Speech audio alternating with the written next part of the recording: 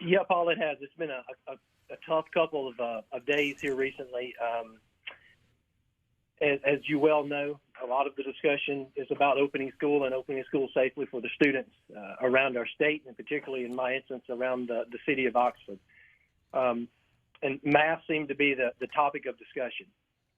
So, my stance on that is this, Paul. Masks may or may not prevent COVID, but masks do prevent quarantine. We need our kids in school, and that's my objective and my decision-making process, as of late.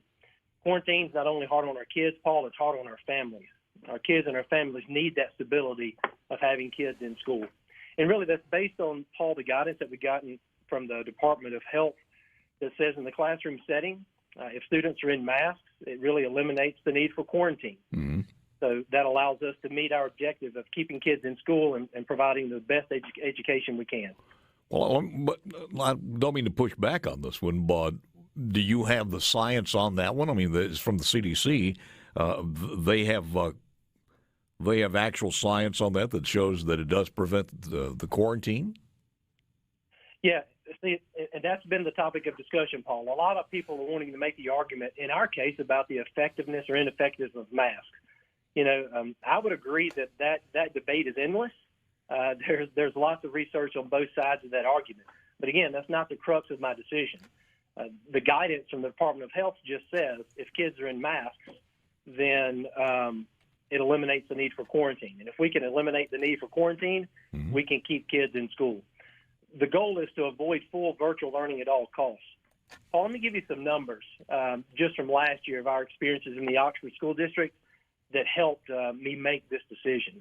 Oxford School District students last year, Paul, missed 19,558 days of school due to being quarantined. It affected 2,259 students across our district. And as a result of that, we've got 627 less students that scored proficient on state assessments in reading and or math since the last time they were assessed in 2019. That means we've got 1,000 kids in the Oxford School District right now that are not proficient in ELA and or math. Those are incredibly big numbers. And I think what you would hear from superintendents across our state is we've been put into the situation to where we're having to choose in between short-term public health and the long-term effects of kids not having a quality education. That's just a tough spot for us to be in. I think everybody understands that, and I don't think there are any parents who would go against you there as far as the need for the kids to be in school. The question from the parents happens to be with the amount of science that they've been bringing in as far as some of the other side of the situation is, do masks do any good at all as far as quarantine or protecting the kids one way or the other? And there are some legitimate reasons to worry that a kid, just by the nature of being that young, is it nothing more than a distraction, or they do anything? Now, yesterday, I had this soundbite, and this was from a top administration COVID advisor. We know today that many of the face cloth coverings that people wear are not very effective in reducing any of the virus movement in or out. Either you're breathing out or you're breathing in. And in fact, if you're in the upper Midwest right now, anybody who's wearing their face cloth covering can tell you they can smell all the smoke that we're still getting. We need to talk about better masking. We need to talk about N95 respirators, which would do a lot for both people who are not yet vaccinated or not previously infected, protecting them, as well as keeping others who might become infected, having been vaccinated, from breathing out the virus.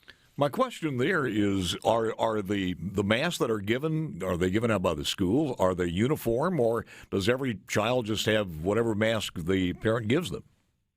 Yeah, the masks are really come from the parents, and if students do not have a mask or a face covering they bring from home, mm-hmm. that we have them at school readily available for them. But again, Paul, I'm not here to argue one way or the other for the effectiveness or ineffectiveness of the mask. The whole point for me is the guidance that we've gotten says if they're in a mask or a face covering of some sort, that we can eliminate quarantine, right? I'm not a health professional. Mm-hmm. I'm an educational professional.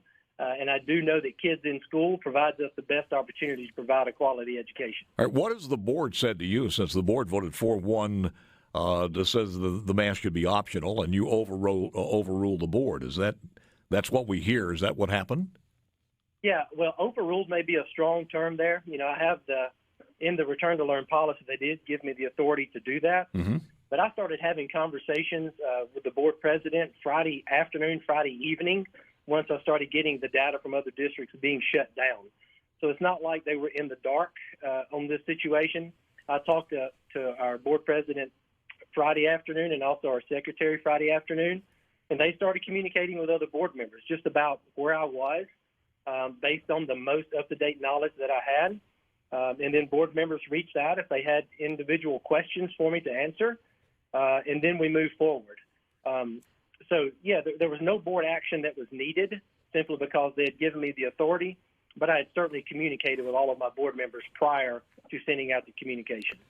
Are they okay with this now? I mean, is that any movement by the board to come back and revisit this is now negated, and they're placated with this with your decision? Yeah, that hasn't been a topic of discussion between us because obviously board action would have to be taken in a public setting. We're not allowed to do that, right, via phone conversation or anything like that. But to my knowledge, they're satisfied with where we currently are, and there's no intention to take action moving forward. I understand. At least in the media. If the governor decided to post through his privilege to do this and say that masks are optional, then that would negate your order there, or where would that stand? Oh, absolutely. Any executive order from the governor would negate what we have in place here. And listen, Paul, I think if you talk to all superintendents around Mississippi, we would welcome an executive order of some sort from Governor Reeves. As I said earlier, we're not health professionals, we're educators. We've just been put into this spot to where, again, we have to balance short-term health against long-term effects of students not receiving a quality education. And being asked to totally ignore guidance from the leading health professionals in our state's hard. Yeah. Right. Listen, I feel for you, and again, Bradley Roberson is my guest superintendent of Oxford School District. And Bradley, I feel for you simply because there are so many other things that you would rather be doing than in this controversy, and I certainly understand that. But let me ask you this. What percentage of your administrative staff have been vaccinated? We sent out an anonymous survey about 2 weeks ago, and it seems the numbers are around 80% of our staff that deal directly with kids that are vaccinated. That's teachers and administration, or just teacher, yes, just sir. Administration? So yes, you've got about 20% of the people there not vaccinated. According to the survey, yes, sir. You don't know who they are, though, or what classrooms they're in? No, sir. We do not. Is there anything on your part to encourage them to go on and get that vaccination since they're dealing with our kids? Absolutely. Absolutely. I would encourage anyone that is eligible to receive the vaccination to receive it. Transparency, I've had COVID twice, once in October and once in January, and now I'm vaccinated, so I've been there. And we have our Charger Wellness Center that students can receive and staff can receive vaccination free of cost. All they have to do is sign up, and we are certainly encouraging all of our staff members and students to do so if they're eligible. You piqued my interest here. You got it twice? Yes, sir, I did. Once in October and once in January. So you ought to have enough antibodies now, and you also got the vaccination after that? Listen, Paul, if I get it again, I'm not sure what I'll do. Yes, I